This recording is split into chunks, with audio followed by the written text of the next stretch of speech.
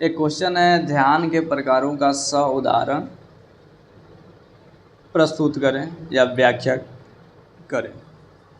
तो और देखते हैं, मनोवैज्ञानिकों ने ध्यान को निम्नलिखित 3 भागों में मुख्य रूप से बांटा हुआ है, जिसमें पहला है ऐच्छिक ध्यान यानी वॉलंटरी अटेंशन, दूसरा है अनैच्छिक ध्यान और तीसरा है स्वाभाविक ध्यान यानी हैबिचुअल अटेंशन। तो सबसे पहला है हमारा ऐच्छिक ध्यान।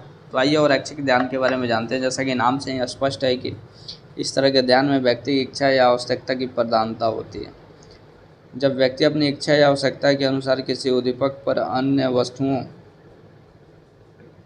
या उद्दीपकों में से चुनकर ध्यान देता है, ऐसे में ऐच्छिक ध्यान की संज्ञा दी जाती है। उदाहरण के लिए मान लीजिए आपके पिताजी बीमार है और आप दवा लेने के लिए बाजार निकले हैं। ऐसी अवस्था में दवा की दुकान के नाम की ओर आप जल्दी ध्यान देंगे। हालांकि इधर उधर नज़र दौड़ाने पर आपको अनेकों प्रकार के दुकान आएगा।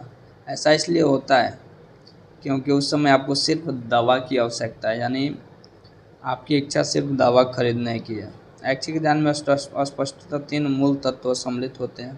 पहला, इस प्रकार के ध्यान में व्यक्ति की एक स्पष्ट इच्छा की आवश्यकता होती है। जैसे ऊपर के उदाहरण में व्यक्ति की स्पष्ट इच्छा दवा खरीदने की थी। ऐच्छिक उदाहरण में एक स्पष्ट लक्ष्य होता है। जैसे ऊपर के उदाहरण में व्यक्ति के सामने एक स्पष्ट लक्ष्य दवा की दुकान का नाम पढ़ना। दूसरा, ऐच्छिक ध्यान में चूंकि व्यक्ति की इच्छा की आवश्यकता की प्रधानता होती है, और ऐसा इसलिए होता है क्योंकि उसको जिस चीज़ की ज़रूरत होगी थी सबसे पहले ध्यान हमारा वहीं पे जाएगा।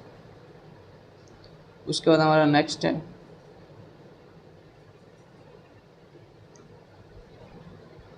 अतः बाधक वस्तुएं विकर्षण के होने के बावजूद भी व्यक्ति प्रयास में विशेष ध्यान देता है। जैसे उपयुक्त में उदाहरण के सामने व्यक्ति बीमार पिता के लिए दवा लाने चला है। रास्ते में यदि रोचक नाच गाने या रोशनी से सजी हुई बारात पार्टी भी आ जाती है तो उस व्यक्ति का ध्यान दवा की दुकान खोजने की ओर रहता है, क्योंकि दवा की उसे तीव्र आवश्यकता है।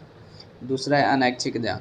जैसा कि नाम से ही स्पष्ट है, इस तरह के ध्यान में व्यक्ति की इच्छा या आवश्यकता की प्रधानता नहीं होती है, बल्कि उत्तेजना या वस्तु की गुण की प्रधानता होती है। सचमुच में व्यक्ति इस तरह के ध्यान में किसी इच्छा या आवश्यकता से प्रेरित होकर किसी वस्तु या घटना की ओर ध्यान नहीं देता, बल्कि उस वस्तु या घटना में ही कुछ ऐसे गुण होते हैं जो व्यक्ति के ध्यान को अपनी ओर खींच लेता है। उदाहरण के लिए मान लीजिए अपने कमरे में एकाग्रचित होकर किताब पढ़ रहे हैं, बगल में अचानक बंदूक छूटने की धमाका आवाज़ होती है।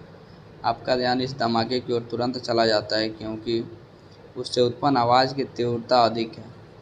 यहाँ व्यक्ति का ध्यान धमाका की ओर और उसकी इच्छा के अनुसार नहीं, बल्कि उद्दीपक की तीव्रता के गुण के कारण गया। सिनेमा घर में अनेकों प्रकार के रोशनी बल्बों में सजे होते हैं। हमारा ध्यान उन बल्ब की ओर जल्द चला जाता है जिससे तीव्र रोशनी निकलती है। उसी तरह जिन बल्बों को देखने में हमें गति का प्रत्यक्षण होता है, हमारा ध्यान उन बल्बों की अपेक्षा अन्य बल्बों की अपेक्षा उस पर बहुत जल्दी से चला जाता है। इसके बाद है स्वाभाविक ध्यान। स्वाभाविक ध्यान में व्यक्ति का ध्यान किसी वस्तु या उत्तेजना की ओर उसकी आदत, प्रशिक्षण या अभ्यास आदि के कारण चला जाता है। उदाहरण के लिए पान खाने वाले व्यक्ति का ध्यान पान की दुकान की ओर, शराब पीने वाले व्यक्ति का ध्यान शराब की ओर, मोची का ध्यान लोगों के जूतों की ओर जाना स्वाभाविक ध्यान के कुछ उदाहरण। स्पष्ट है कि इस तरह के उदाहरण में व्यक्ति की इच्छा या आवश्यकता की कोई प्रधानता नहीं होती है और न इस उद्दीपक के गुण की कोई प्रधानता होती है। एक पान खाने वाले व्यक्ति पान की दुकान की ओर अपनी इच्छा से ध्यान नहीं देता है।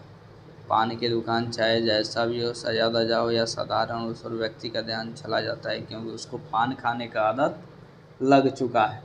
तो ये था हमारा ध्यान के प्रकार, और 3 ही मुख्य प्रकार होते हैं, ऐच्छिक ध्यान, अनैच्छिक ध्यान और स्वाभाविक ध्यान। तो याद रखिएगा इसको हमेशा।